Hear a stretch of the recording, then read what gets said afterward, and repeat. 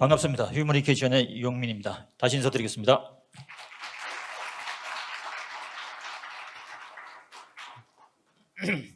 오늘 이 무거운 직무급이라는 이 내용을 가지고 1시간 10분 정도 말씀을 나눌 텐데요. 지금 이제 직무급은 사실은 이제 공공기관, 특히 공공기관에서는 지금 상당히 이슈화가 지금 돼 있는 거고요. 민간 기업에서는 몇 개 회사들에서 2000년대 초반에 직무급을 시도를 했습니다. 그리고 지금 그룹사에서도 직무급이라는 용어를 붙이진 않았지만 직무급 형태로 일부 운영하고 있다. 저는 이렇게 이제 판단을 하고 있고요. 그럼 직무급과 고용 트렌드 변화하고 어떤 관련성이 있느냐? 제목을 보시면 조금 고개를 약간 갸우뚱하실 수도 있습니다. 그래서 내용을 한번 살펴보도록 하겠습니다. 저는 방금 소개를 하셨기 때문에 저는 사실은 이제 인사현업에서 한 15년, 그리고 컨설팅 현장에서 15년, 그래서 인사만 한 30년 이렇게 했습니다. 그래서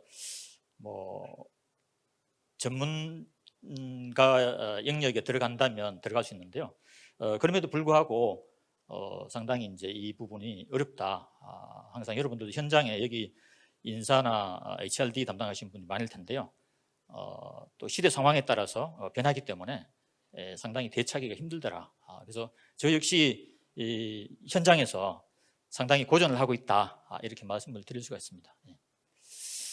오늘 강의 순서는 고용시장의 트렌드 변화하고요. 다 알고 있는 내용이시겠지만 그 다음에 왜 직무급인가, 조금 전에 말씀드린 것처럼 지금 공공기관에서 상당히 이 정부에서 직무급에 대해서 많은 관심과 이 부분을 조금 더 촉진하기 위한 노력들을 많이 하고 있다. 다 알고 계실 겁니다. 그래서 왜 직무급을 해야 되는가 하는 부분, 그 다음에 직무중심의 고용관리는 어떻게 해야 되느냐 하는 부분입니다.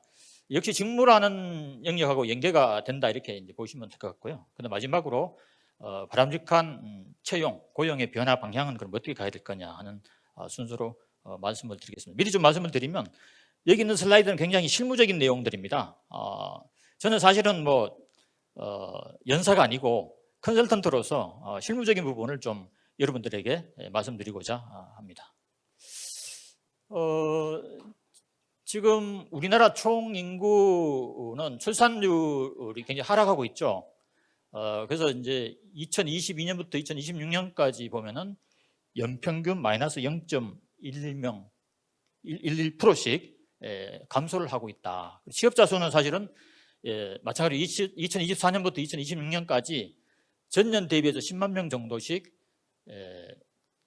증가세를 기록할 걸로 보입니다. 그런데 지금 여기 나와 있는 통계들은 여러분들 잘 아시는 것처럼 올해 2023년도에 경영 상황, 경제 상황이 굉장히 좋지 않습니다. 그래서 아마 새로 쓰여질 수도 있다, 이렇게 보여요. 일단 이 자료는 통계 자료이기 때문에 일단 말씀을 드려보겠습니다. 그래서 2022년도는 사실은 이제 그 전에 코로나로 인해 가지고 사실은 고용 분야가 상당히 어려웠죠. 그래서 벗어나면서 2022년도 조금 이제 늘어난 건 사실입니다. 근데 올해부터 다시 조금 둔화될 거다, 증가세가. 이렇게 보고 현장에서 여러분들이 많이 느끼실 거예요. 참 어렵다 지금, 이런 부분 채용에서는. 그래서 전반적으로 지속적으로 좀 어려움이 가중되지 않겠나, 이렇게 이제 예측을 하고 있습니다. 전산업 취업자 수는 통계적으로 보면은 이제 2,700만 명 정도 21년도 기준으로 그렇습니다. 그래서 2031년도 되면 2,800만 명 정도로 늘어날 거다, 이렇게. 그래서 연평균 0.3% 정도씩 증가. 이것도 이제 전망입니다. 역시 그렇게 볼 수 있겠습니다. 넘어가고 하고요. 그 다음에 이제 산업별로 보면은 좀 이제 명암이 갈립니다. 여기 나와 있는 것처럼 보건사회 복지서비스 이쪽은 좀 상당히 증가가 되는 걸로 나와 있고요. 그 다음에 공공행정이나 국방, 사회보장행정 쪽 좀 늘어나고, 그 다음에 전문과학기술 서비스업, 그 다음에 정보통신, 이런 쪽은 좀 이제 늘어날 것 같고, 여기 있는 것은 농업, 임업 뭐 이런 쪽, 제조, 건설 이런 쪽은 상당히 어려움을 겪을 거다. 이렇게 이제 보시면 될 것 같아요. 자, 본론에 들어가서 고용 시장의 트렌드는 그럼 지금 어떻게 변하고 있느냐? 여기 제가 이제 그 두 커트의 기사를 제가 이제 여기 갖다 놨는데요. 대기업 같은 경우 보면은 사실은 이제 지금 현재 직무 전문성을 상당히 이제 중요하게 생각을 하고 있습니다. 공공기관도 현재 마찬가지고요. 그래서 여기 보면은 이제 2018년도하고 2022년도 비교를 해놨습니다. 그래서 자격증 같은 경우에 지금 2018년도에 67.1% 그러니까 채용된 사람을 기준으로 이야기하면요, 2022년도는 75.9%. 그래서 이 자격증이라는 것은 역시 이제 전문성하고 상당히 관련성이 높다. 이렇게 이제 보시면 되겠습니다. 그리고 최근 5년간의 이제 졸업 학점을 좀 보면은 평균은 이제 3.7점 정도가 된 것 같아요. 그다음에 토익, 스피킹이나 오픽 등 영어 말하기 시험 성적 이런 것들이 이제 60% 정도 비율을 이제 차지하고 있다 이렇게 보는 거고, 그다음에 이제 인턴십 경험자, 그러니까 역시 이제 바로 기업에서 쓸 수 있는 인력들을 요구를 한다 이렇게 이제 보시면 되겠죠. 그래서 2018년도에 35.1%에서 2022년도 38.5% 이렇게 조금 늘어나고 있다 이렇게 이제 보시면 되겠습니다. 그래서 여기 보시면 이제 인턴십하고 자격증 이런 부분이 증가하고 있다 이렇게 이제 보시면 되겠습니다. 다음으로 이제 공공기관을 보겠습니다. 공공기관 역시 이제 그 자격증을 많이 요구를 했다라고 이렇게 이제 볼 수 있겠죠. 여기 이제 밑에 그림을 보시면 학점을 보시면 이제 평균이 3.76점, 토익이 861점, 여기 이제 최저 700점에서 최고 975점까지 이렇게 돼 있죠. 그다음에 인턴 경험, 뭐 자격증, 수상 내역 이렇게 돼 있습니다. 수상 내역 같은 거 좀 이제 좀 떨어집니다, 사실은. 그래서 이게 이제 2021년도 이제 데이터이긴 합니다. 그래서 이제 대기업과 공공기관을 좀 나눠서 여기 나오는 시사점을 좀 보면은 대기업 채용은 직무 적합성이다. 직무 적합성. 그래서 뒤에도 계속 나오는데요. 직무 적합성, 뭐 전문성 이런 게 계속 나옵니다. 이 단어가 의미하는 것은 상당히 이제 기업도 그렇고 공공기관도 그렇고 효율성을 많이 강조한다. 그러니까 바로 쓸 수 있는 인력, 전문성이 좀 있어야 되겠다. 이 부분이 이제 되겠죠. 그래서 이제 직무 적합성을 상당히 이제 중요시하고 지원 분야에 자격증이 있느냐, 이 보유 유무가 상당히 중요하다 이렇게 보겠습니다. 그래서 자격증 역시 이제 그 직무에 필요한 전문성이라고 볼 수 있겠죠. 그래서 지원 분야의 자격증. 그다음에 이제 공공기관을 보면은 최근 이제 NCS 기반의 이제 채용을 하고 있죠. 공공기관은 여기 역시 마찬가지로 직무를 베이스로 하고 있다. 직무 중심, 그다음에 역량 중심 이렇게 이제 초용이 강화되고 있다 이렇게 보겠습니다. 그다음에 공공기관으로서 이제 그 공정 채용 상당히 이제 강조를 많이 하고 있습니다. 채용 절차의 투명성 확보 이것이 상당히 이제 중요하다.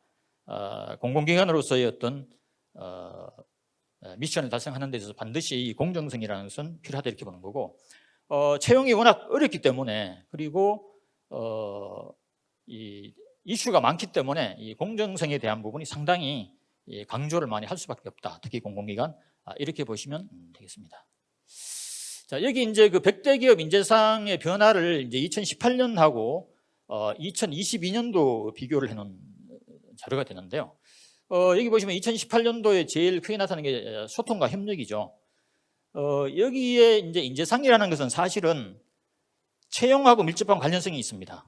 우리가 조직의 핵심 가치도 있고 인재상도 있고 역량 모델도 있습니다.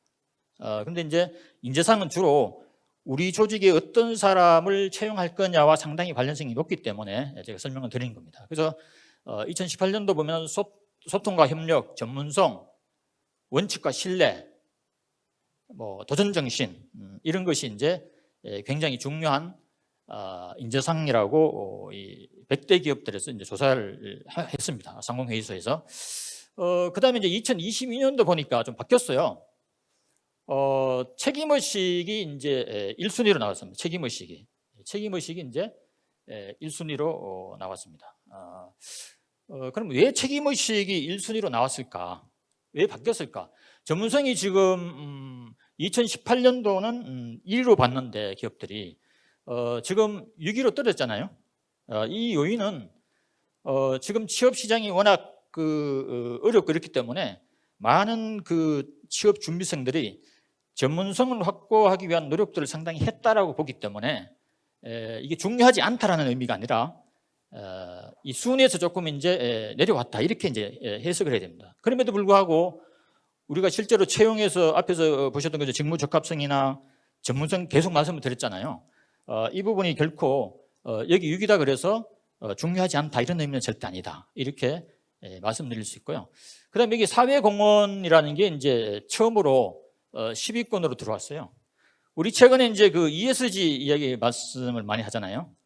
ESG 사회적인 책임, 특히 기후나 환경 이런 부분이 이제 우리 조직에서 이제 반드시 필요하다. 우리 조직 구성원에게 요구되는 하나의 역량이다 이렇게 보기 때문에 사회공헌이 지금 이제 들어와 있다 이렇게 이제 보시면 됩니다. 그래서 보시면 이제 그 Z 세대로 봤을 때는 이제 채용 시장에 지금 진입이 된 상태예요. 지금 현재. 여기 이제 책임 의식이 부각된 그 이유는 이 Z 세대들은 수평적 조직이나 공정한 보상이나 불합리한 관행 이런 것들에 대한 브레이크 역할을 많이 하죠. 실제로 조직 내에서. 그 반면 책임 의식이 책임이 따른다. 뭐 이런 의미에서 책임감을 기업에서는 요구하고 있다. 저는 이렇게 해석을 좀 하고 싶습니다. 실제로 그럴 것 같아요. 그다음에 이제 방금 말씀드린 것 전문성이라는 것은 이제 상대적으로 낮아졌기는 했지만 취업 준비생들의 직무 경험이나 지식이 상당히 향상됐다고 보기 때문에 어느 정도 그 직무의 전문성이 확보됐다고 보기 때문에 한 6위 정도 떨어졌다. 앞에서 말씀을 드렸고요. 그래서 우리 Z 세대들은 경제활동 참여에 맞춰서 조직문화 개선 프로그램이 가동돼줘야 되고요. 그 다음에 변화관리 프로그램이 가동이 돼야 됩니다. 조직문화와 관련해서. 그래서 이런 부분들이 변화관리가 제대로 대응이 안 되면 기업에서는 그네들을 수용하고 성과를 내기까지는 상당히 어려움을 겪을 가능성이 높다 이렇게 보기 때문에 대응 방안으로서 조직문화 프로그램과 변화관리 프로그램이 반드시 가동이 돼야 된다. 그래서 특히 이제 공공기관 같은 경우는 이런 부분이 상당히 매년 정부 경영 평가를 받기 때문에 인사나 조직이나 HRD 쪽에서 상당히 변화를 많이 하고 있다. 근데 거꾸로 이제 물론 이제 조직문화 개선을 위해서 많은 기업들에서 많은 투자를 하고 있는 것도 사실입니다. 그래서 이것들이 효과를 보려면 단기적인 것이 아니라 상당히 중장기적으로 진행이 돼야 된다는 것이 하나의 또 특징이다 이렇게 이제 볼 수가 있겠습니다. 자, 그다음에 이제 국내 주요 기업하고 공공기관, 그다음에 글로벌 기업의 인재상을 제가 한번 들여다봤어요. 우리나라 이제 그 5대 그룹 봤습니다. 제가 이제 홈페이지나 이 경제연구소 이런 데서 다 이제 자료를 찾아봤습니다. 찾아보니까 민간 기업은 최고를 향한 열망, 열정이죠. 그 다음에 강한 승부근성, 그리고 도덕적 겸양, 높은 감수성 지수, 직업윤리, 흡수능력, 전문능력, 변화주도, 도덕성, 인간미 이런 것들이 이제 인재상으로 공통적으로 많이 나왔던 부분이 되겠습니다. 10개 정도. 그다음 우리 여기 이제 우수 공공기관들입니다. 여기 나와 있는 공공기관. 이 공공기관 위에도 상당히 많습니다만은 제가 본 기관들은 한 5개 정도 봤습니다. 역시 이제 전문성이 이제 나오더라고요. 전문성.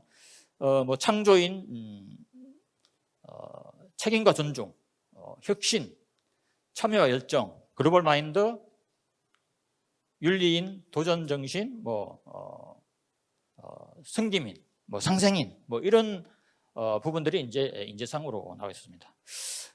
그리고 이제 글로벌 기업을 좀 보면은 역사가 다 오래되고 상당히 자기 영역에서는 소위 말해서 선두주자로 나가는 기업들이지 않습니까? 시스코 시스템즈 같은 경우는 좀 독특합니다. 그래서 여기도 마찬가지로 전문성을 상당히 중요하시긴다. 그죠? 시스코의 직원 선발 과정에 적용되는 첫 번째 기준 전문성이라고 했잖아요. 이게 테크놀로지 기업이기 때문에 당연히 이 전문성을 내세울 거라고는 생각을 할 수 있습니다. 어쨌든 전문성을 상당히 중요하게 생각하고 있더라. 그 다음에 이런 사람이 시스코맨이다. 역시 열정이 있는 사람, 결과지향적인 사람. 결국은 우리가 역량이나 성과 관리라고 해서는 결국은 이제 결과지향적이고 어떤 성과를 내는 사람으로 우리가 해석이 가능하겠다 이렇게 되고요. 채용에서는 지원자에게 시스코에 대한 질문을 반드시 던진답니다. 우리 회사가 어떤 회사냐, 어떻게 생각하고 있느냐, 이 부분이 면접에서 상당히 중요한 부분으로. 근데 우리가 일반적으로 뭐 면접 갔을 때 주로 던질 수 있는 충분한 그런 주제이기도 합니다만은 이런 부분이 상당히 면접에 큰 영향을 미치더라. 그 다음에 마이크로소프트 같은 경우 최고 인재를 채용한다 이런 이제 중요한 포인트를 가지고 갑니다. 그래서 여기는 마이크로소프트 문화와 맞느냐 이 굉장히 중요하게 생각하고요. 그 다음에 이제 핵심 역량이 뭐냐, 핵심 역량을 당신이 보유하고 있느냐, 그 다음에 미래를 내다보는 다양성을 가지고 있느냐, 뭐 이런 것들이 이제 인재상으로 되어 있고요. 그 다음에 인턴 사원의 프로그램입니다. MACH라고 선발된 인턴 사원은 두 달간 인턴 근무를 수행하고 성적 우수자들은 정규 신입사원으로 채용한다.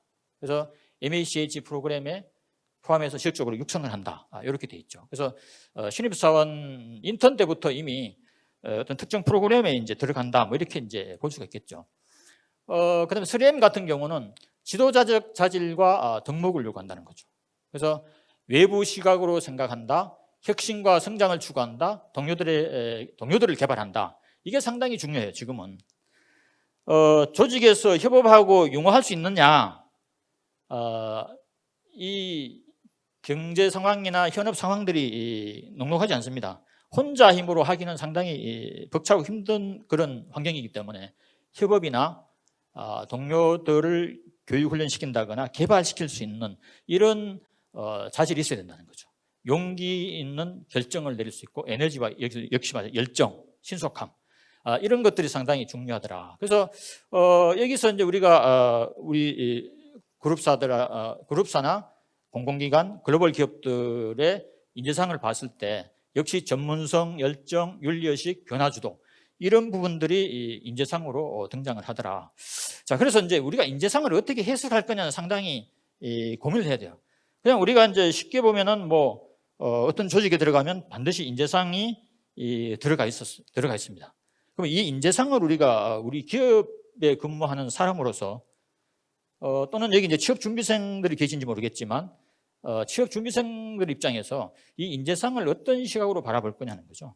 이 인재상은 사실은 핵심 가치와 또 연결고리가 있어요. 핵심 가치는 그 기업에 몸담고 있는 모든 사람의 어떤 일을 처리할 때 각각 분야에서 다른 일을 처리하잖아요. 처리할 때 기준과 원칙이 되는 걸 우리가 핵심 가치라고 합니다. 핵심 가치와 상당히 또 연결성을 가지고 있고 역량 모델하고도 상당히 관련성이 있어요. 공통 역량. 그래서 제가 이제 현장에서 인재상과 핵심 가치와 역량 모델을 구분해서 설명할 수 있느냐 상당히 어렵습니다. 이게 다 연결고리를 가지고 있고 그 쓰임새가 조금씩 다르죠. 그런데 결국은 크게 봤을 때는 한 바구니 속에 있다. 이렇게 이해를 하시는 게 좀 좋을 것 같습니다. 자, 고용 트렌드와 이제 대응인데요. 그래서 우리 잘 아시는 것처럼 소셜 리크루팅이죠. 그래서 대표적인 게 우리 이제 보면은 롯데 엘리크루팁이라고 여러분도 아마 보셨을 거예요. 채용 유튜브라고 볼 수 있죠. 동영상. 그래서 뭐 삼성도 그렇고 많은 이제 대기업들이 보면은 이 유튜브를 통해서 채용과 관련된 직종의 어떤 부분, 그다음에 그 기업의 문화, 채용의 과정이라든가 이런 것들을 전략적으로 홍보함으로써 그게 홍보의 장이 될 수 있습니다. 우수한 인재를 유인하고 채용하는 것도 목적이지만 그 자체가 이미 기업의 어떤 홍보 역할을 하기 때문에 이 부분이 상당히 이제 중요하게 생각하겠다. 그래서 이제 글로벌 기업인 링크드인도 있고요. 그다음에 요즘 뭐 원티드 이런 쪽으로 상당히 활발하게 이 리크루팅 그 플랫폼으로서 역할을 잘 하고 있더라. 그래서 이런 것들이 너무나 이제 많이 이제 사실은 넘쳐나는 거죠. 그래서 이런 부분을 우리가 어떻게 받아들이고 어떻게 해석하고 활용할 거냐 하는 것들은 기업마다의 나름대로의 전략이 좀 필요하겠다. 이렇게 이제 보시면 되거든요. 또 하나 이제 메타버스. 최근에 이제 또 많이 이것도 마찬가지로 삼성바이오에서 이제 최초로 시작한 걸로 알고 있습니다. 이 부분은 상당히 이제 장점이 많죠. 뭐 24시간 내내 뭐 이 접속을 해서 취업 대상자들이 질문도 할 수 있고 정보를 얻을 수 있는 뭐 그런 거기 때문에 상당히 효율성이 높다. 이렇게 이제 보시는 거죠. 그 다음에 이제 여기 역시 이제 스펙보다는 이제 경험이다. 그래서 직무 중심, 직무 관련성, 이 가장 중요한 요소다. 이렇게 보는 거죠. 그 지원 분야에서 일해본 경험, 인턴 경험이라든가 앞에서 말씀드린 자격증 이런 것들이 이제 상당히 필요하다. 근데 자격증에 대한 오해가 좀 있었던 것 같아요. 과거에 보면은 뭐 자격증을 20개 가지고 있다, 뭐 10개 가지고 있다. 그러면 그 10개나 20개가 어떤 방향성을 가지고 있느냐? 관련성이 없는 이 자격증, 저 자격증 막 무작위로 취득하는 것은 이 채용에서는 의미가 별로 없다. 그러니까 자기가 지원하는 직종, 직무와 관련성이 높은 연계된 자격증이 필요한 거죠, 사실은. 그래서 이제 그런 것들을 이제 본다. 그래서 역시 이제 직무 경험이죠, 직무 경험. 그다음에 이제 ESG에 적합한 인재다. 그 지금 우리가 뭐 사회적 책임이라든가 뭐 환경 쪽에 보면은 뭐 지구 온난화라든가 여러 가지 이런 것들이 기업 경영에 직접적으로 사실 영향을 미칩니다. 그러면 모든 조직 구성원들은 ESG에 대한 개념과 ESG에 대한 어떤 기본적인 철학을 가지고 담당하는 업무가 다 틀리지만 자기 직무에 연계성을 가져가야 된다. 이게 그 지속 가능 경영과 관련성이 높은 거죠. 그래서 ESG. 그래서 뭐 최근에 상당히 이제 이슈화되고 공공기관 같은 경우는 예를 들면 ESG 팀, 뭐 부서가 다 신설돼 있고요. 민간도 마찬가지고요. 이슈화가 돼 있는데 제 생각에 이런 것들이 일시적인 것이 아니라 상당히 지속적으로 장기적으로 갈 가능성이 높다. ESG 같은 경우는. 그래서 우리가 이제 지속 가능 경영 보고서를 2000년대 초반 90년대 후반부터 이제 기업들부터 이제 발간하기 시작했잖아요. 옛날에 홍보 브로셔를 발행했지만 지금은 지속 가능성 보고서를 발간을 합니다. 공공기관이 지금 당연히 발간하고. 이것은 제일 중요한 요소는 우리를 둘러싸고 있는 주요 이해관계자가 누구냐, 이해관계자가 우리에게 요구하는 것이 뭐냐, 이게 가장 핵심입니다. 그렇다면 우리가 기업 경영에서는 당연히 ESG 또는 지속 가능 경영이 핵심일 수밖에 없다. 기업의 경쟁력을 확보할 수 있는 하나의 지표다. 이렇게 보고, 그 다음에 특히 이제 유럽이나 미국이나 외국으로 수출하는 기업들 같은 경우에 이 글로벌 지표를 가지고 있는 GRI나 이런 부분에 대해서 인정을 받지 못할 경우에 상당히 불이익이 따르는 뭐 이런 것들은 여러분 다 알고 계실 겁니다. 그래서 이 ESG 경영이 역시 우리에게 필요하다. 그 다음에 우리가 인재전쟁이라는 얘기 많이 했잖아요. 2000년대 초반에. 역시 이제 전문직 일자리가 증가하기 때문에, 그러니까 인공지능 전문가, 빅데이터 전문가, 사물 인터넷 전문가, 3D 프린팅 전문가, 이런 것들이 상당히 이제 수요가 일시적으로 증가할 거다. 이렇게 이제 보기 때문에 디지털 인재 확보 전쟁이다. 이렇게 보는 거예요. 그 다음에 AI 기술의 활용. AI 기술은 사실은 사람이 이제 그 면접 보는 게 아니지 않습니까? 사람이 면대면을 하는 것이 아니기 때문에 객관성과 어떻게 보면 공정성, 편견에 대한 배제된 상태에서 AI의 어떤 장점을 장점을 가지고 있다. AI는 그렇게 보기 때문에 상당히 최근 공공기관에서 많이 이제 사용하고 있고요. 민간기업에서 많이 사용하고 있다. 그래서 미국 포춘지 500대 기업 중에서 98% 이상이 AI를 채용 과정에 활용하고 있다라고 이렇게 이제 봤습니다. 그다음에 이제 역시 이제 직무 적합성이죠. 직무별 수시 채용. 왜 그러면 과거에는 그룹사별로 일시에 정기 채용을 했잖아요. 근데 지금은 다 계열사별로 또는 수시 채용으로 다 돌아갔습니다. 이게 왜 이럴까요? 역시 이것은 전문 지식이나 기술을 가진 사람을 채용을 정기 채용 이런 것들로서는 좀 어렵다. 수시로 즉시에 필요할 때 바로 채용할 수 있는 적재적소를 실현하기 위해서는 역시 이 직무별 수시 채용밖에 없다 이렇게 이제 본 거죠. 그래서 과거처럼 대량 채용이 아니고 소수로 필요할 때 바로바로 채용을 하기 때문에 수시 채용으로 갈 수밖에 없다. 그래서 여기서도 마찬가지로 자격증이나 인턴 경험 이런 거 상당히 중요하게 생각하고요. 예를 들면 삼성 직무 적합성 평가 우리가 너무 잘 아는 거 지원서에 작성된 전공 과목의 수, 그다음에 난이도, 직무 관련 활동 경험, 그다음에 역량 평가 이런 것들이 이제 직무 적합성을 판단하는데 사용하는 영역이다 이렇게 이제 보시면 돼요. 그리고 공공기관은 이제 브라인드 채용을 이제 100% 지금 하고 있습니다. 그래서 평등한 기회와 공정한 과정을 거친다. 그 처음에 이제 초창기 때 브라인드 채용이 상당히 좀 어려움이 있었어요. 뽑고 보니까 우리가 원하는 인재가 아니야.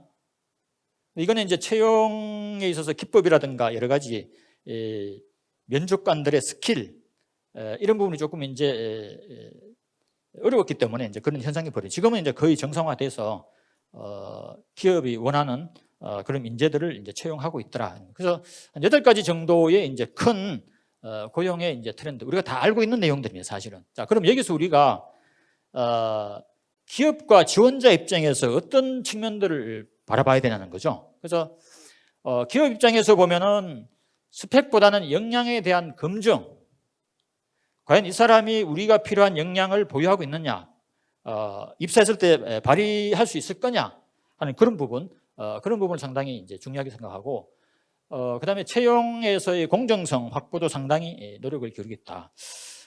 여러분 너무나 잘 아는 것은 요즘 뭐 이제 면접을 갔다 오면은 면접 내용이 바로 실시간으로 올라오잖아요. 다 이제 공개가 되고 뭐 어떤 기업은 면접 갔는데 어떻더라 이런 것들이 상당히 이제 이슈가 되기 때문에 굉장히 조심스럽습니다, 사실. 그래서 이 공정성이라는 부분은 기업도 그렇고 공기업도 그렇고 공공기관도 그렇고 다 같이 신경을 쓰는 부분이다 이렇게 이제 보고. 그래서 이제 직무 적합성 얘기 나오는데 역시 마찬가지로 직무별 전형, 그다음에 세분화, 역시 직무 전문성 이런 것들을 이제 중요하게 생각한다. 그럼 지원자 입장에서는 명확한 타겟팅이 필요하다는 거죠. 내가 어떤 기업에 지원할 거냐, 거기에 대한 직무 정보, 그러면 내가 지원하는 분야에 어떤 역량이 요구되는지, 어떤 역량을 확보해야 합격을 할 수 있는 건지, 뭐 이런 부분이 상당히 이제 중요하고. 그래서 이제 정부에서는 지금 NCS를 하고 있잖아요. 국가직무능력 표준. 이 부분에서 상당히 이제 여기 접근하고 있다 이렇게 이제 보고 있습니다. 근데 이제 주로 이 NCS는 지금 현재는 공공기관과 중견 중소기업 일부 대기업에서도 활용을 하고 있다 이렇게 보시면 되는데 상당히 그 부분에서는 접근이 좀 잘 되고 있더라 하는 것이 이제 하나의 시사점이고요. 그 다음에 이제 여기 차별성, 맞춤형 준비, 인턴 경험 이게 상당히 중요하다는 거죠. 아까 제가 자격증 말씀드렸지만 내가 어떤 직종에 어떤 직무를 앞으로 수행할 건지에 맞춰서 그거와 관련성이 있는 자격증들을 보유해야지 다양한 그 관련성이 없는 많은 자격증들 그거는 이제 좀 중요하지 않다 이렇게 보는 거죠. 그다음 면접에서 적극성, 어떤 방향성을 가지고 있는 사람 이런 것들을 상당히 중요한 요소로 보고 있더라 하는 것이 하나의 시사점이 되겠습니다. 다음은 이제 직무급인데요. 앞에 서두에서 제가 잠깐 말씀드렸지만 직무급이 지금 이제 화두다. 그럼 왜 우리나라에서 직무급이 지금 2022년, 23년 이 시기에서 왜 직무급이라는 화두가 지속적으로 이 테이블 위에 올라오느냐 이 문제죠. 이것은 한마디로 말씀드리면 역시 여기도 전문성입니다. 경영 환경이 상당히 어려워지고 변화가 빨라질수록 이 직무에 대한 전문성 확보가 되지 않으면 그 기업에서 어떤 요구하는 성과를 내는 데는 상당히 어려움이 있을 수 있다 하는 거. 그 다음에 뒤에서 말씀드리겠지만 우리나라 같은 경우는 지속적으로 지금까지 쭉 흘러왔던 게 연공서열, 사람 중심의 인사. 서구나 유럽의 직무 중심의 인사와 상당히 이제 배치되는 부분이 있겠죠. 자, 그러면 우리 동양권에서 사람 중심 인사가 나쁘냐? 그러진 않아요. 경험이나 연륜이 중요하지 않다라고 이야기할 수는 없습니다. 자, 그럼 그걸 어떻게 우리가 극복할 거냐? 연공서열은 무조건 나쁘고 직무 중심이 무조건 좋다. 이 이분론적으로 가서는 안 된다는 거죠. 이걸 우리가 어떻게 적절하게 믹싱을 해서 우리 한국적인 상황에서 직무급을 도입할 거냐 하는 이런 부분은 상당히 우리가 지금 현재 2023년 현재 고민해야 될 부분이다. 저는 이렇게 이제 생각하고 있고, 그래서 현장에서도 지금 이제 이 직무급 설계, 직무평가, 직무급 설계 컨설팅 연구 영역을 수행하고 있다. 이렇게 이제 말씀을 드리면서 보도록 하죠. 그 직무급이 되려면 직무 분석, 직무 분류, 직무 분석, 직무 평가를 해야 되겠죠. 자, 먼저 그러면 직무급과 이 고용의 관계는 어떤 관계냐? 여기 보시면은 고용은 조직 내적인 조건에서는 채용과 이동과 상당히 관련이 있습니다. 이 직무급으로 갔을 경우에 직무 중심으로 가기 때문에 채용 단계부터 직무별로 채용이 되는 거고요. 이동도 칸막이가 좀 쳐집니다. 이게 마음대로 로테이션을 돌리는 것이 아니라 뭐 부서 내에서 직무의 어떤 전환, 그 다음에 부문 내에서 전환 정도가 이제 인정이 될 수 있는 거고, A 부문에서 B 부문으로 가기는 상당히 어려움이 있다. 그러다 보니까 이제 경직성 이런 것도 조금 이제 문제가 될 수 있겠죠. 이동의 경직성. 그 다음에 이제 조직 외적 조건은 직무 중심의 고용 관행이 이 성숙이 되는 거죠. 우리 같은 경우 지금 직무 중심의 고용이 지금 이제 막 어떻게 보면은 진행형이다 이렇게 이제 볼 수 있는 건데, 유럽이나 뭐 이 서구 같은 경우는 이미 이런 제도로 이제 가고 있기 때문에 이게 아무 이슈화가 지금 안 되고 있어요. 오래전부터 하고 있기 때문에 뭐 2020년대, 30년대 또는 2차 세계대전 이후에 이미 유럽 같은 경우도 이 직무 중심으로 갔기 때문에 지금 우리처럼 직무 분류를 해서 직무 분석을 하고 직무 기술서를 바탕으로 직무 평가를 하고 등급을 매겨서 직무주의 보수로 가고 이런 이야기가 전혀 없습니다. 그래서 이제 의아해할 수 있는 거죠.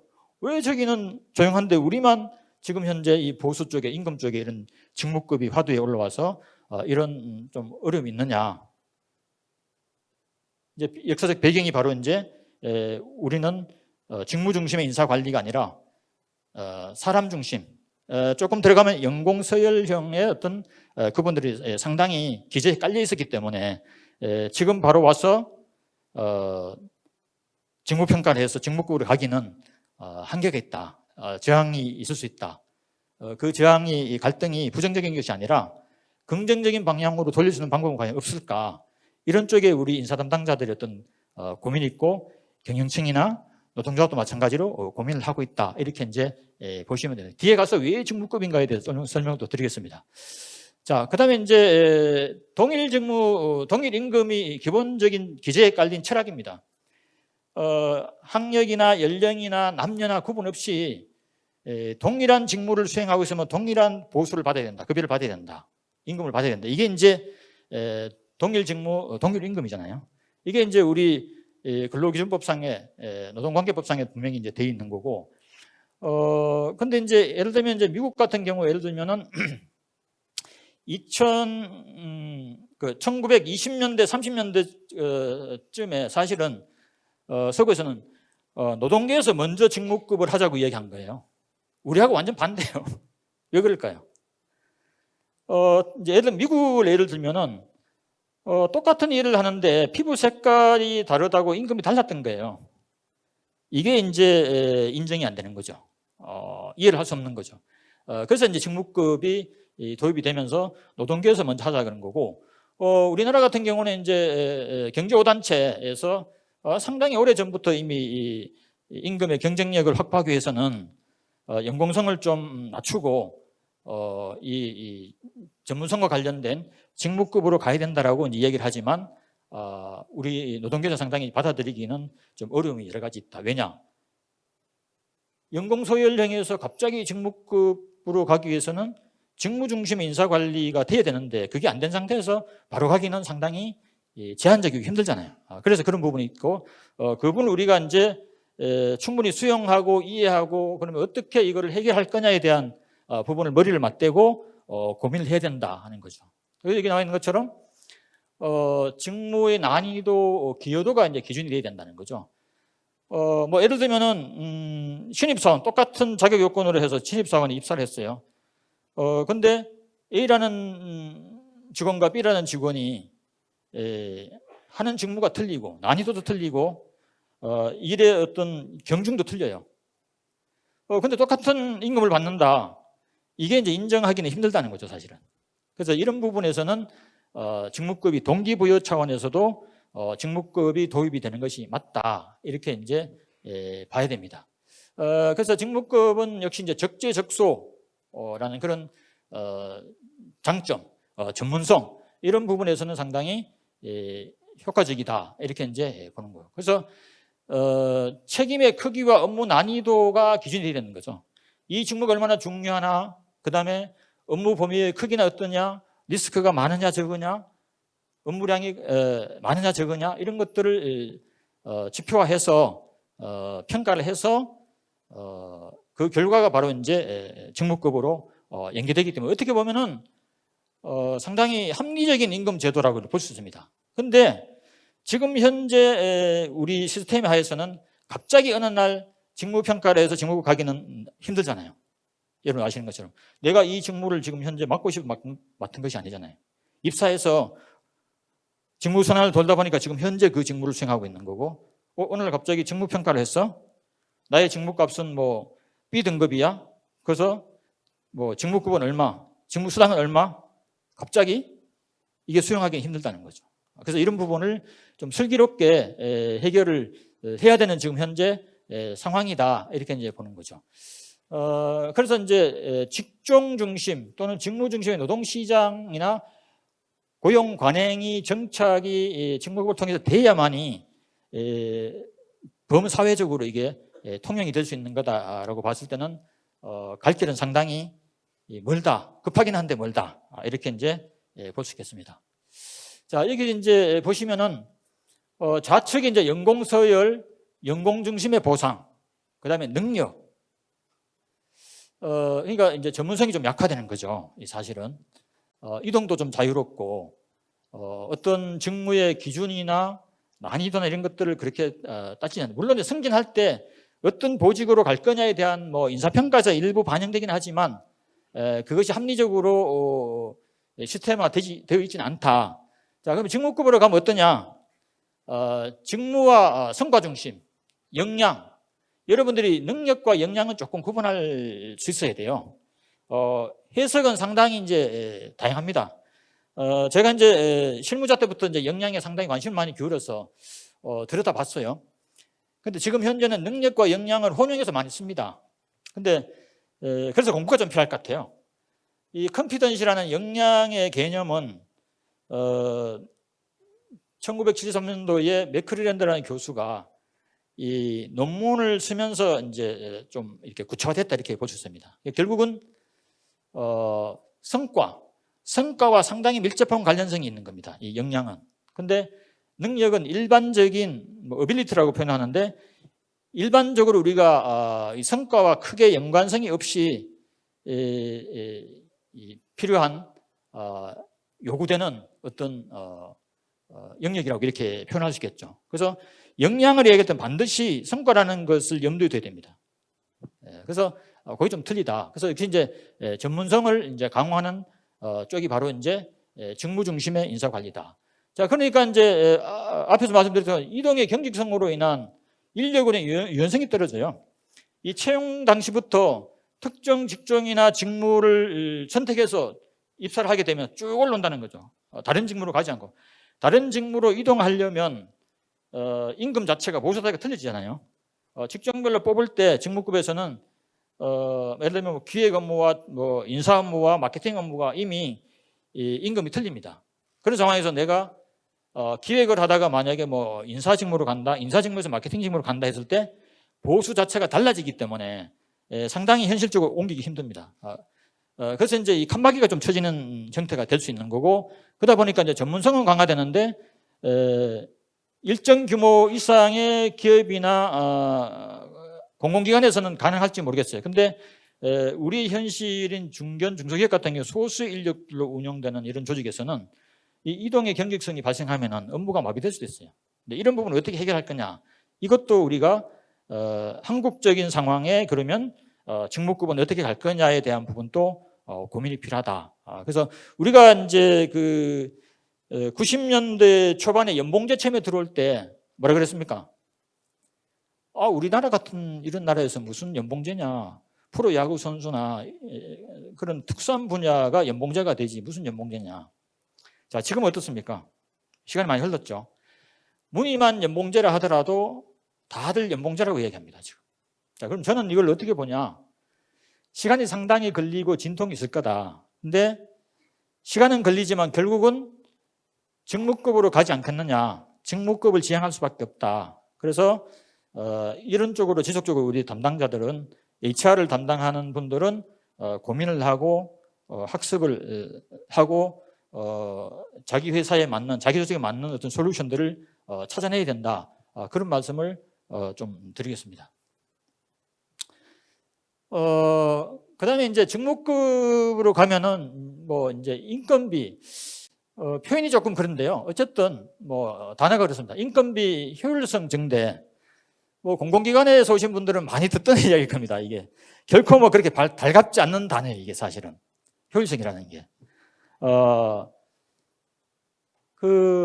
어떻게 보면 뭐 인건비를 좀 효율화시킨다는 건 좀 나쁜 쪽으로 이야기하면은 줄인다는 이야기 될 수 있는 거고, 효율성이라는 것은 투입 대비 아웃풋에 대한 부분일 수도 있잖아요, 해석이. 자, 어쨌든 인건비의 효율성을 좀 증대할 수 있는 부분이 있을 수 있다. 그 이유는 뭐냐면 여기 보시면 지금 어쨌든 간에 연공급으로 인해서 인건비 부담이 큰 거는 사실입니다. 그래서 뭐 경영계에서는 항상 우리나라가 인건비, 그러니까 임금 경쟁력이 없다, 연공 서열에서 없다. 그러니까 뭐 많은 데이터들이 있잖아요. 생산성이 이제 나이가 들면서 쭉 올라가다가 50 뭐 이렇게 넘어가면 좀 줄어든다 오히려. 그런데 임금은 계속 올라간다. 이게 이제 우리가 일반적으로 이야기하는 연공형의 임금 구조지 않습니까? 그래서 이제 그런 부분들이 상당히 이제 기업 경영에 부담을 줄 수 있다. 그래서 뭐 임금 피크제도 시행하고 여러 가지 이제 제도들이 이제 등장하기는 했습니다. 어쨌든 이런 부분을 좀 방지할 수 있다는 거죠. 그래서 직종급이나 이제 직무급 쪽으로, 그러니까 유럽은 사실은 이제 직무보다는 직종급에 가까운 임금 형태를 가지고 있다 그럽니다. 유럽. 근데 미국 같은 경우는 이제 순전히 좁은 의미에서 직무급 중심으로 가고 있다 이렇게 이제 보는 거. 그래서 성과 보상이 미흡한 연공급으로서는 동기부여가 어렵다. 그래서 고령화로 인해서 인건비 부담이 발생하고 기업의 인건비를 합리적으로 관리할 수 있는 방안이 바로 이제 직무 중심의 이제 인사관리고 직무급 체계다 이렇게 이제 이해할 수 있는 거죠. 그것은 결국은 이제 여기 나와 있는 것처럼 난이도나 복잡도나 뭐 책임의 정도에 따라서 그 직무나 직종의 책임의 정도에 따라서 사이즈에 따라서 보수를 받아가는 것이 합리적이다, 맞다 이렇게 이제 보는 거죠. 그래서 연공급에서 직무급 도입으로 연공성 완화하는 것이 어렵기 때문에 급속하게 가기는 상당히 힘들다. 그래서 연착륙으로 수정 보완하면서 계속 갈 거다 이렇게 이제 봅니다. 그래서 결국은 종착점은 직무 중심의 인사 관리로 가야 되는 것이고 직무급으로 가야 되지 않느냐. 앞에서 여러 가지 설명을 제가 들은 이유가 바로 거기에 있다 이렇게 이제 보실 수 있습니다. 그렇다고 그래서 아까 말씀드린 것처럼 연공소일령 임금은 그럼 완전히 좋지 않은 임금 제도냐? 또 그렇지는 않아요, 사실은. 그러면 이 부분을 우리 어떤 한 기업에서 20년, 30년 경험했던 노하우, 기술력 이런 것들은 우리가 연공이라는 개념 속에 또 들어가 있거든요, 사실은. 이런 것들을 어떻게 직무 중심으로 끌어낼 거냐, 어떻게 융합시킬 거냐, 이게 이제 우리의 숙제다, 이렇게 이제 보는 거죠. 그래서 이제 고민이 있는 거죠. 그래서 직무급은 그러니까 직무 가치죠. 직무 가치 평가를 통해서 임금뿐만 아니고 채용, 이동, 역량 개발, 승진까지 연계돼야만 이게 직무 중심 인사 관리가 되는 겁니다. 그래서 이까지 가려면 지금의 채용은 지금 어느 정도 이제 직무 중심으로 많이 가고 있다, 이렇게 보는 겁니다. 지금 현재는. 그다음에 이제 일부 이제 공공기관의 경우 직무 수당, 그래서 이제 직무급을 일부 포션을 주고 있죠. 근데 이동에 상당히 또 문제가 발생하는 겁니다. 지금 이동의 문제. 임금이 바뀌기 때문에, 수당이 바뀌기 때문에 이제 그런 부분들을 이제 어떻게 해결할 거냐, 이 부분이 이제 하나의 숙제다. 그래서 인사관리 시스템이 전반적으로 직무 중심으로 설계되고 연계, 활용, 운영되어야만이 이제 직무급이 가능하다. 그래서 이제 이렇게 되면은 저성장, 고령화로 인한 연공급의 인건비 부담이 완화되면서 인건비의 효율성이 높아질 수 있다 하는 부분인데, 앞에서 보신 것처럼 상당히 해결해야 될 과제들이 많다, 이런 부분을 말씀드립니다. 그다음에 직무중심 고용관리 이제 전략인데요. 이거 상당히 이제 복잡한 그림인데요. 여기 이제 HR을 담당하신 분들은 사실은 이 빅픽처를 이해를 하셔야 돼요, 사실은. 그런데 우리가 어떤 영역의 담당자로서 뭐 기획팀의 전략 담당, 또는 인사팀의 뭐 인사기획 담당, 인사운영 담당, 뭐 다 이제 어떤 좁은 영역의 업무들을 가지고 있어요. 근데 이 빅픽처를 우리가 어떻게 연계되고 돌아가느냐를 이해를 해야 된다는 거죠. 제일 위에 뭡니까? 우리 조직의 꼭대기의 비전이잖아요. 또는 공공기관의 미션이 제일 위에 올라가 있죠. 그 다음에 핵심 가치, 그 다음에 경영 전략, 전략을 관리하기 위한 성과 관리. 이게 이제 온라인이 이제 돼야 되는 거죠. 자, 그래서 제가 여기 설명하고자 하는 영역은 바로 이제 우리 인사 HR 영역인 거죠. HRM, HRD. 자, 그래서 조직의 전략 중에 이제 인사 전략이 있겠죠. 인사 전략은 채용 전략, 평가, 보상 전략, 육성, 이런 전략들이 다 우리가 있는 거죠. 그래서 이 중에서 우리가 이제 일반적으로 인사의 프로세스는 채용, 직무관리, 조직 설계, 평가 보상, 승진 육성, 경력 개발, 퇴직, 이렇게 하잖아요. 자, 그래서 우리가 지금 현재 직무, 뭐 직무급, 뭐 직무기술서, 이런 이야기는 전부 다 여기 직무관리입니다. 직무관리. 그러니까 직무분석, 직무평가, 직무설계. 우리가 직무관리라는 용어를 굉장히 많이 쓰는데요. 직무관리가 뭐죠? 물어보면은 대답을 못하는 경우가 많은데, 이거는 교과서적인 이야기입니다, 사실은. 그래서 직무분석과 직무평가와 직무설계를 합해서 우리가 일반적으로 직무관리라고 그런다, 이런 거죠. 그래서 이 직무관리가 바로 이 아랫단에 있는 겁니다. 자, 그래서 제일 좌측에 보면 이제 직무분석이 있죠. 직무분석. 직무분석 우리가 인사에서 ABC라 그러지 않습니까?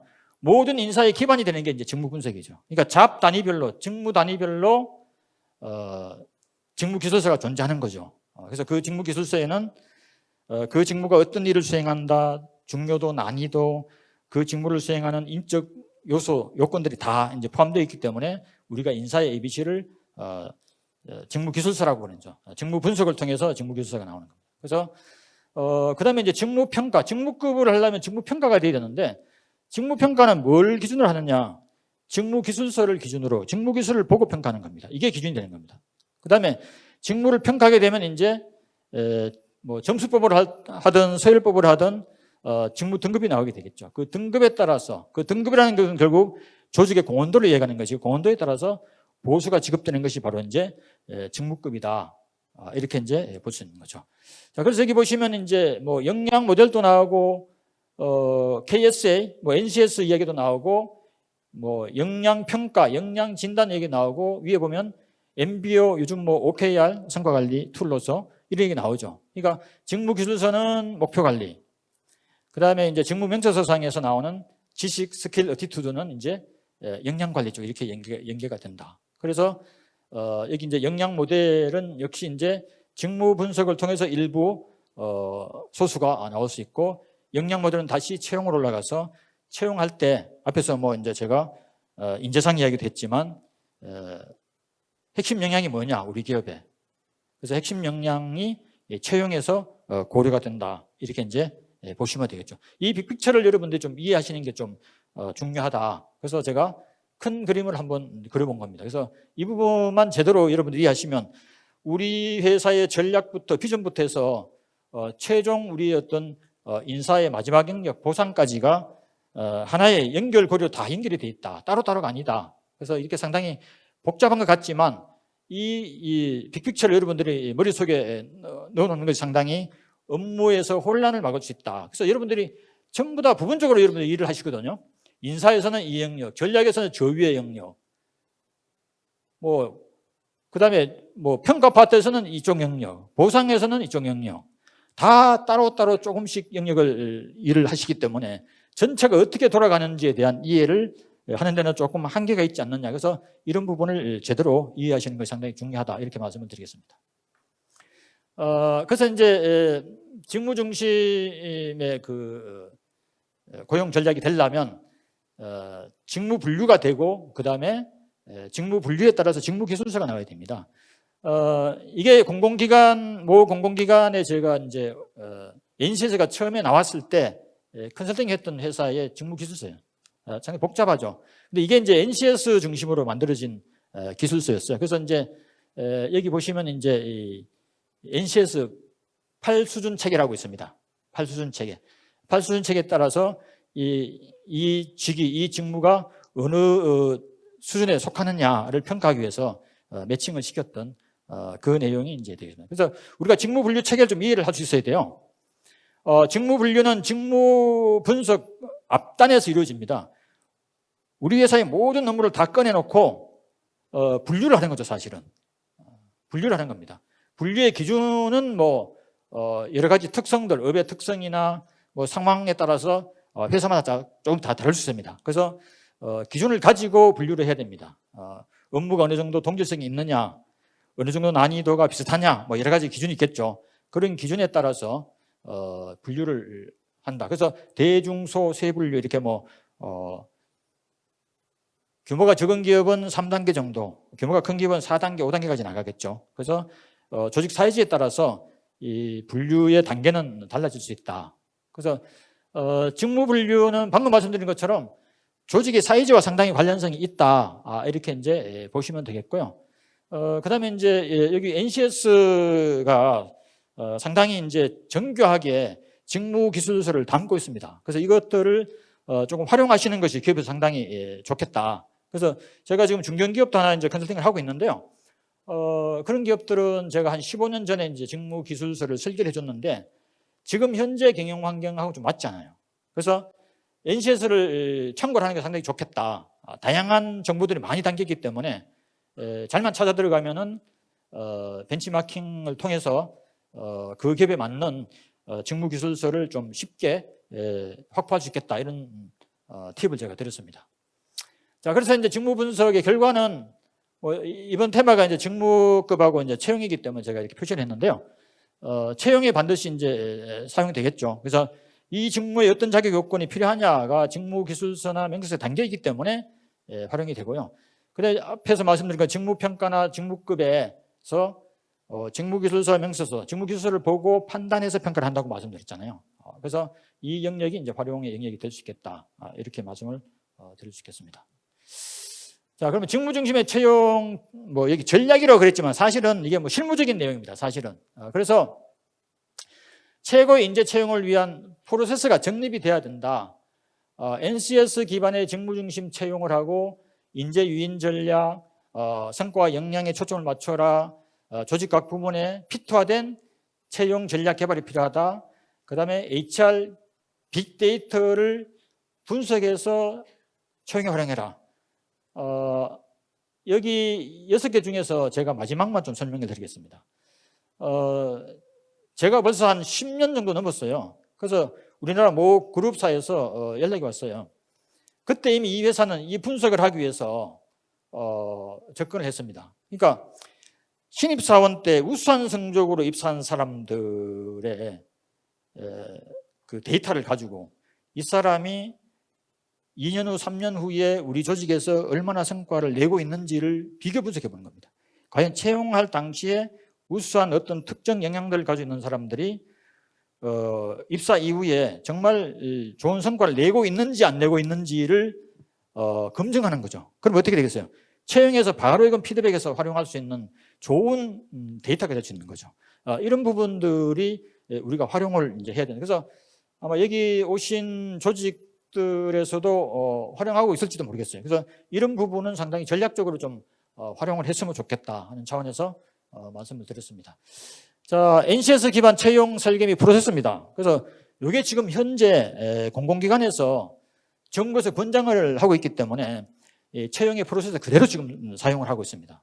그래서 앞에서 말씀드렸던 채용의 공정성 확보 때문에 이 프로세스를 거쳐서 가면은 상당히 공정하고 객관적으로 우수한 인재를 채용할 수 있다라고 보기 때문에 이 프로세스를 가고 있다. 그래서 분석 단계입니다. 분석. 채용 대상 직무에 대한 분석이죠. 그 NC에서 직무 기술서가 기반이 되겠죠. 그래서 이제 채용 프로세스를 설계하고 뭐 채용 공고문, 필기시험, 면접시험 다 설계를 합니다. 그래서 실제로 실행을 하고 그 결과에 대한 평가까지 합니다. 우리가 이 채용이 제대로 됐는지에 대한 피드백까지 가는 거죠. 이 프로세스를 지금 이제 따라가고 있다. 일반적인 거고요. 그 다음에 이제 NCS 기반 직무능력 중심의 채용 프로세스는 핵심이 아까 말씀드린 직무 분석, 통한 직무 기술서 도출, 채용 평가 지표 개발, 도구 개발. 이게 바로 이제 뭐 면접 문항이라든가 우리가 많이 알고 있는 상황 면접, 뭐 경험 이런 것들 이 설계를 하는 거죠. 그 다음에 채용 공고, 그 다음에 서류 전형, 필기 전형, 면접, 최종 이렇게 이제 굉장히 좀 체계적으로 구체적으로 가고 있다 이렇게 이제 말씀을 드리겠습니다. 그러면 직무 중심의 채용의 그럼 효과는 뭐냐? 효과가 그러면 결국은 조직 경쟁력 확보입니다. 여기 뭐 제가 제시했습니다만은 필요한 원스펙, 그러니까 필요한 스펙을 사라는 거죠. 필요한 스펙, 효과적인 준비. 이것이 상당히 중요하고 그 다음에 채용의 공정성 확보에 대한 강화 이게 이제 사회적으로 균등한 고용의 기회를 제공한다는 어떤 가치 실현 이런 거죠. 그 다음에 필요한 역량의 명확한 제시로 집중을 할 수 있다. 그러니까 필요한 직무, 지식, 기술, 태도, 경험, 경력, 자격을 중심으로 채용을 할 수 있다는 거죠. 그 다음에 직무 중심의 임금 개편 및 전문성을 배양할 수 있다. 이렇게 하면은 결국은 NCS 기반 직무 분석을 통해서 직무 중심 채용 제도는 직무에 적합한 인재를 확보할 수 있고 구직자에게 직무에 관한 기본 정보가 제공이 되고 있고 이러다 보니까 이 직무 자격 요건 같은 것들이 굉장히 명확히 된다. 그래서 적합한 배치라든가 교육 훈련에 활용이 잘 될 수 있다. 그래서 조직 경쟁력의 확보가 가능하다 이렇게 보는 거죠. 마지막으로 바람직한 고용의 변화 방향이 되겠습니다. 이건 앞에 나왔던 내용들에 대한 뭐 종합이라 그렇게 볼 수 있는데요. 여기 보시면 우리가 22년도부터 26년까지 우리 인구는 출산율이 이제 지속적으로 이제 하락을 하기 때문에 인구가 이제 감소할 걸로 이제 보는 거고 취업자 수는 이제 22년도 앞에서 보신 것처럼 증가했지만 올해부터 상당히 좀 어려움을 겪고 있다. 고용 시장이 이렇게 보시면 될 것 같고요. 그다음에 이제 신채용 이제 툴은 NCS 앞에서 보신 AI, 메타버스 이런 것도 우리가 우리 기업 환경에 맞게 어떻게 적절하게 잘 활용할 거냐 하는 부분 그런 부분들이 하나의 변화 방향이다. 그다음에 이제 채용 방식은 이제 정기 채용에서 뭐 이미 그 인턴제라든가 수시 채용으로 이미 많이 이제 전환이 됐다 이렇게 이제 볼 수 있겠죠. 그래서 전문 지식이나 경험을 굉장히 중요시한다.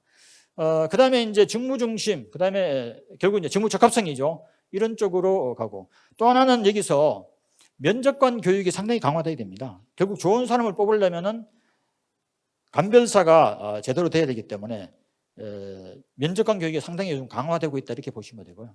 그다음에 이제 브랜드 채용을 통한 공정 채용 이런 것들이 상당히 증가 추세에 있다. 그래서 결국은 고용 및 인적자원관리 변화 방향은 직무 중심의 인적자원관리로의 대전환이 필요하다. 그다음에 직무 중심 채용과 연계해서 경력관리나 승진 프로그램과 연계가 돼야 되고 직무 가치에 따른 즉 중요도나 난이도 등에 기반한 직무급 도입이 필요하고 이것은 결국 전문성과 연결된다고 말씀을 드릴 거예요. 그러니까 결국은 직무 중심 채용에다가 경력개발 플러스 승진, 보상 이것들이 하나의 얼라인이 돼서 선순환 구조로 돌아가야만이 우리 기업이나 국가 경쟁력을 확보할 수 있다. 이런 차원으로 설명을 드릴 수 있겠습니다.